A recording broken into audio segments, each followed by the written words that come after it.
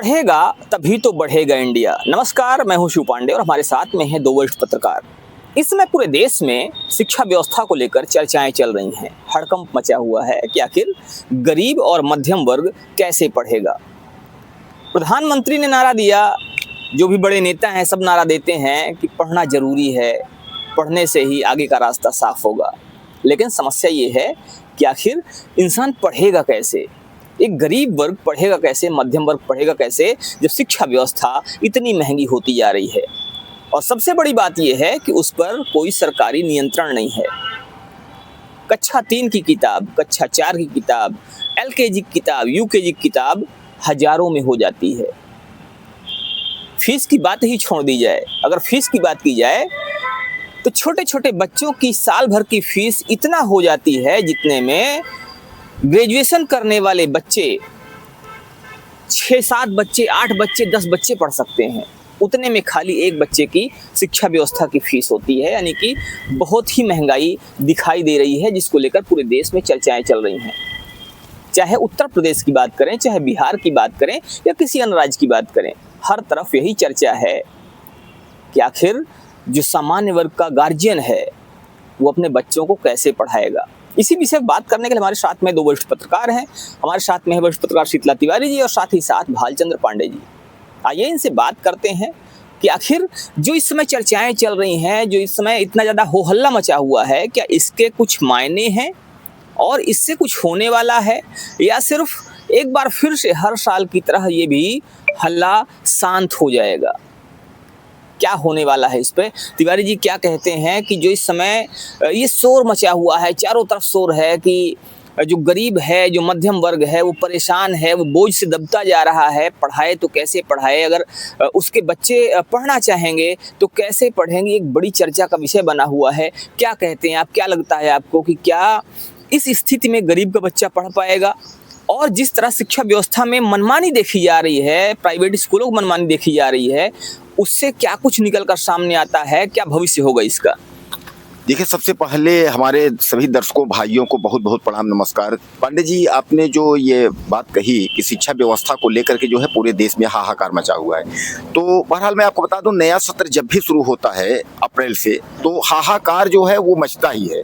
खासकर इस समय अगर हम बात करें उत्तर प्रदेश, मध्य प्रदेश, छत्तीसगढ़, बिहार, इन राज्यों में, तो इन राज्यों में हर वर्ष की भांति इस वर्ष जो है कुछ ज्यादा जो है लोग चिल्लाना शुरू कर दिए। कारण यह है कि अभी तक तो जो मध्यम वर्ग है, देखिए पांडे जी, एक बात है कि जो छोटा वर्ग है, जो मतलब छोटे लोग हैं, जो 5 किलो वाली जिनकी हम बात कर लें, जिनको तमाम लोग कहते हैं कि वो वोटर है, वो वोट बैंक हैं, उनकी बात करें तो वो तो सरकारी स्कूल में अपना कर लेते हैं, सरकारी स्कूल, क्योंकि बेचारे वो जो है गरीब होते हैं। अब हम उच्च वर्ग की अगर हम बात कर लें तो वो तो फिर एकदम उच्च वर्ग की जिस शिक्षा ग्रहण करना चाहेंगे, या तो विदेश में चले जाएंगे या तो बहुत हाई प्रोफाइल जो स्कूल है उसमें एडमिशन लेंगे। लेकिन जो सबसे ज्यादा जो पैसा खर्च करता है और सबसे ज्यादा जो बच्चे पढ़ते हैं वो मध्यम वर्ग है। अब मध्यम वर्ग के पास पांडे जी न उतनी इनकम रहती है, हाँ हल्का फुल्का नौकरी है, उसी से उसका जो है अपना जीवन यापन होता है।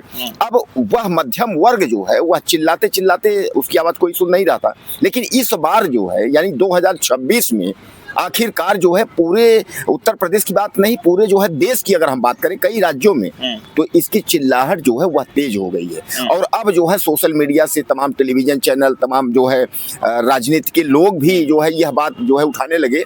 और जिस तरीके से मीडिया जो आप लोग जैसे बात उठा रहे हैं, कुल मिलाकर के आप यह मान के चलिए, अब इस पर जो है सबसे बड़ी बात मैं आपको बताऊं, उत्तर प्रदेश का जो हाई कोर्ट बार एसोसिएशन है उसने जो है लेटर लिखा जो है सीएम योगी को कि इस मामले में जो है आप हस्तक्षेप करें, यानी आप कुछ न कुछ करें।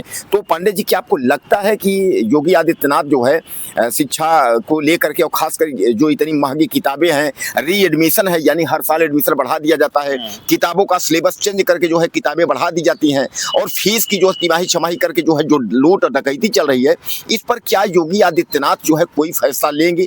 प्राइवेट स्कूलों पर गाज गिरनी तय है, या ऐसा भी होता है कि राजनीति से जो है ज्यादातर जुड़े हुए लोग हैं? क्योंकि शिक्षा विभाग में जो है ज्यादातर किसी विधायक की जो है 4 स्कूल हैं, किसी राजनीति से, जो भी राजनीति से, हम कोई विधायक की बात नहीं कर रहे हैं, राजनीति से जो लोग जुड़े हैं उनके शिक्षण संस्थान जो है ज्यादा से ज्यादा हैं। तो क्या लगता है कि उत्तर प्रदेश के सीएम योगी आदित्यनाथ इस पर जो है कोई निर्णय ले पाएंगे? क्या लगता है आपको?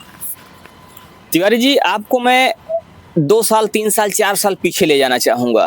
मैं बात उस समय कर रहा हूँ जब देश में कोविड-19 का शुरुआत हुआ था। कोविड-19 उस समय फैल रहा था धीरे धीरे, और उसके बाद पहली लहर, दूसरी लहर, तीसरी लहर ऐसे आ रही थी।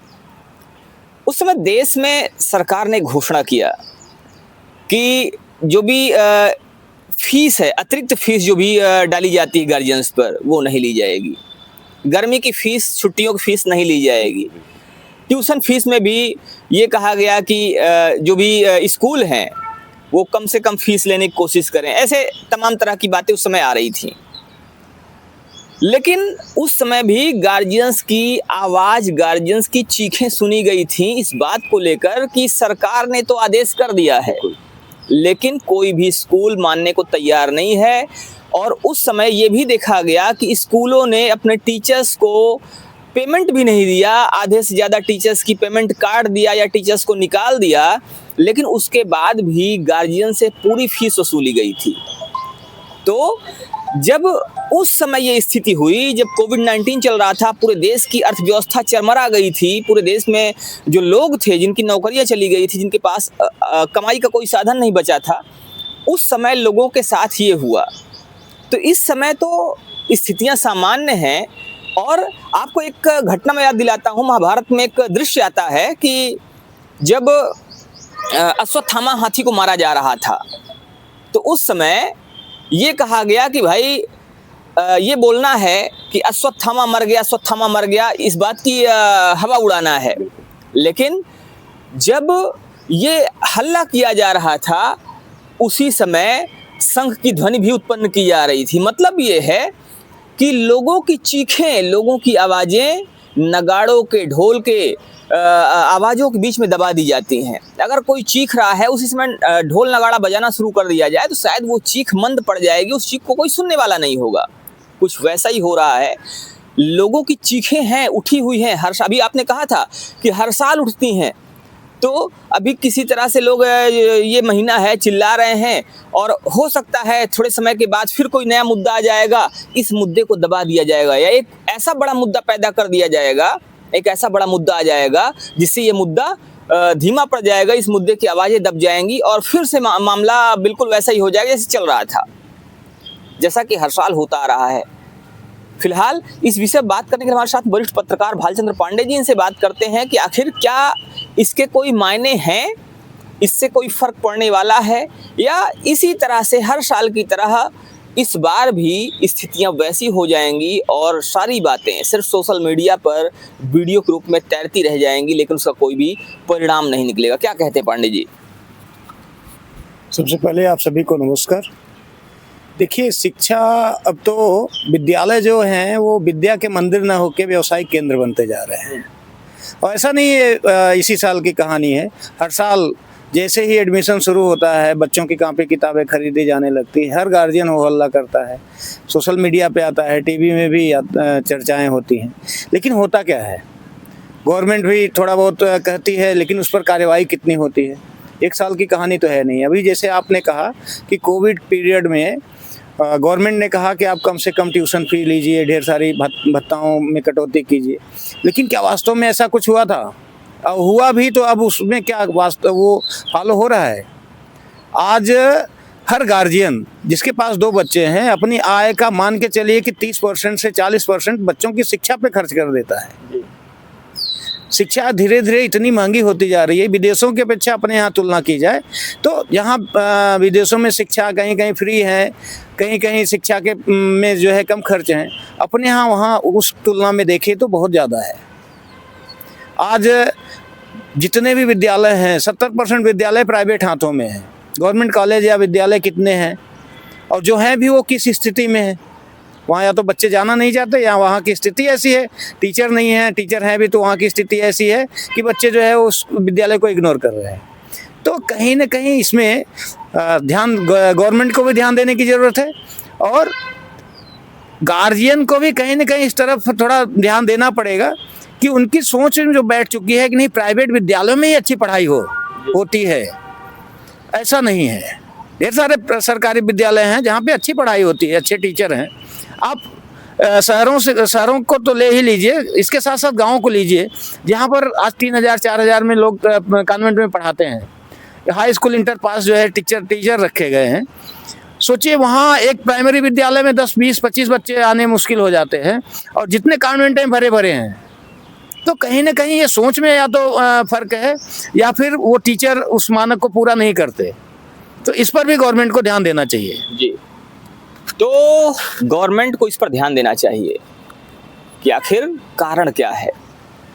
अब देखने वाली बात होगी कि आने वाले समय में इसका कुछ परिणाम निकल कर सामने आता है नहीं आता। लेकिन आपको एक चीज़ बता दें कि जब से इस बार ये चीज़ें सोशल मीडिया पर तैरना शुरू हो गई हैं, उसके बाद से कहीं ना कहीं कुछ तो परिवर्तन देखा जा रहा है। क्योंकि कई जगहों की बात सामने आ रही है कि वहाँ के डीएम ने आदेश किया है कि हमें पुराना रिकॉर्ड लाया जाए, लाके दिखाया जाए कि पिछले 5 वर्षों में क्या क्या चीज़ें हुई हैं। डीएम ने ये भी कहा है कि अब 5 वर्ष से पहले ड्रेस नहीं बदले जा सकेंगे। हो सकता है आने वाले समय में ये भी चीज़ें आ जाएं कि 5 वर्षों में या कुछ ऐसा तय कर दिया जाए टाइम पीरियड कि उस टाइम के अंदर पुस्तकें नहीं बदली जा सकेंगी, किताबें नहीं बदली जा सकेंगी, और कुछ कड़े नियम ऐसे बनाए जाएं जिससे गार्जियंस को राहत मिल सके। आपको बता दें कि इस समय बहुत सारे ऐसे स्कूल हैं जो इस बात पर जोर देते हैं कि बच्चों की किताबें नहीं होनी चाहिए। अगर बच्चा किसी से पुरानी किताब लेके स्कूल जाता है तो उसको टॉर्चर किया जाता है, उसको परेशान किया जाता है। और इसका सीधा सा खेल कहीं ना कहीं कमीशन से जुड़ा हुआ है। हर किताब पर, हर सेट पर 40% से लेके 60 से 65% तक कमीशन की बात सामने आ रही है। कहा यह जा रहा है कि हर किताब में 40% से लेके 60% तक, 65% तक कमीशन होता है। और इसीलिए स्कूलों में भी इस बात के लिए जोर दिया जाता है कि बच्चे जो भी किताबें लेके आए वो नई किताबें होनी चाहिए। क्या कहते हैं पांडे जी इस पे आप? देखिए, मैंने तो पहले ही आपसे कहा कि शिक्षा विद्या का मंदिर न होकर अब व्यवसाय का केंद्र हो गया है। जितने विद्यालय हैं उसमें आप देखिए, शुरुआत में ही गार्जियन का इतना दोहन कर लिया जाता है कि अब आप किताबों से शुरू होके अब ड्रेस पे जाइए, जूते पे जाइए। हर विद्यालय का अपना एक निर्धारित दुकानें होती हैं जहाँ पर आप को ही वहीं मिलेगी, चाहे वो किताबें हो चाहे वो ड्रेस हो। अब मान चलिए कि 400 का ड्रेस जो है आज 800 रुपये का मिल रहा है। किताब 3500 की इस समय गार्जियन जो है 7000 10,000 रुपये की किताब खरीद रहा है। अपनी फीस तो वसूली हो ही रही है। फीस के साथ साथ अब नया एडमिशन शुरू कर दिए हैं। री एडमिशन के नाम पर हर विद्यालय, कम से कम जो ठीक ठाक विद्यालय हैं उनकी तो बात छोड़ दीजिए, जो स्टार्टिंग में विद्यालय चला रहे हैं उनके यहाँ भी आप चले जाइए तो री एडमिशन के नाम पे 5 से 10,000 रुपये वसूले जा रहे हैं। हम कह रहे हैं विद्यालय वही है, बच्चा वहीं पढ़ रहा है, तो री एडमिशन क्या है? इस पर भी तो गवर्नमेंट को ध्यान देनी चाहिए। सरकारी विद्यालय में बच्चा प्रमोट कर दिया जाता है, कोई फीस नहीं, अगली फीस आप जमा कीजिए, मंथली वो शुरू हो जाता है। यहाँ प्राइवेट विद्यालयों में क्या है, हर साल आप 5 से 10,000 रुपये एक्स्ट्रा जमा कीजिए। छोटे मोटे विद्यालय की मैं बात कर रहा हूँ, बड़े विद्यालय की तो मैं नहीं जानता कितना लेते होंगे, वो तो सबका अपना अलग अलग नियम है। तो गवर्नमेंट को कहीं ना इस पर भी ध्यान ध्यान देना चाहिए। और ढेर सारी चीज़ें हैं, जैसे किताबें हैं, आप सभी विद्यालयों को एक किताब लागू कीजिए। हर विद्यालय अपनी अपनी किताबें चलवाता है, हर प्रकाशक की अपनी किताबें होती हैं। ये कहीं ना कहीं मनमाना ही है, जिस पर गवर्नमेंट का ध्यान देना चाहिए।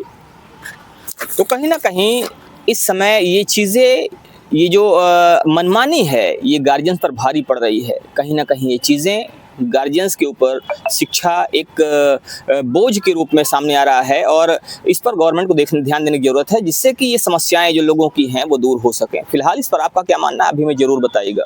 जय हिंद, जय भारत।